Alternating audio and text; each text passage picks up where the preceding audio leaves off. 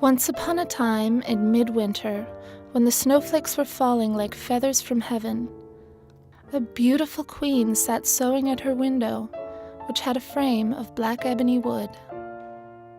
As she sewed, she looked up at the snow and pricked her finger with her needle. 3 drops of blood fell into the snow. The red on the white looked so beautiful that she thought, if only I had a child as white as snow, as red as blood, and as black as this frame. Soon afterward, she had a small baby girl that was as white as snow, her cheeks were red as blood, and her hair as black as ebony wood, and therefore they called her Little Snow White. Unfortunately, soon after her child was born, the queen became very sick and passed away from her illness. After 1 year, the king got married again. Now the new queen was the most beautiful woman in all the land, and very proud of her beauty. She couldn't stand the thought that anybody could be more beautiful than she. The queen had a magic mirror in her room. She often stood in front of it every morning, staring at her own reflection and asking,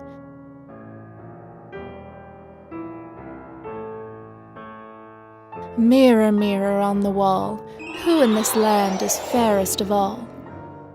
And the mirror always said, "You, my queen, are fairest of all." And then she knew for certain that no one in the world was more beautiful than she, because the mirror always spoke the truth. Years passed, and little Snow White grew up from a baby into a lovely little girl. When she was 7 years old, she had red rosy cheeks, black ebony hair, and snow-white skin. She was even more beautiful than the queen herself.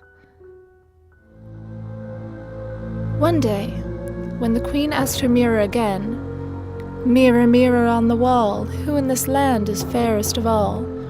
the mirror answered, "You, my queen, are fair, it is true.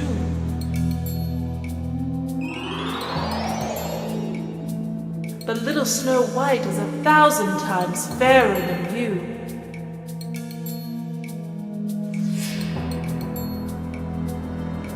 When the queen heard the mirror say this, she became pale with envy, and from that hour on, she hated Snow White. Whenever she looked at her, she thought that Snow White was to blame, that she was no longer the most beautiful woman in the world. This turned her heart around. Every day, having to look at the girl made her anger and jealousy grow stronger.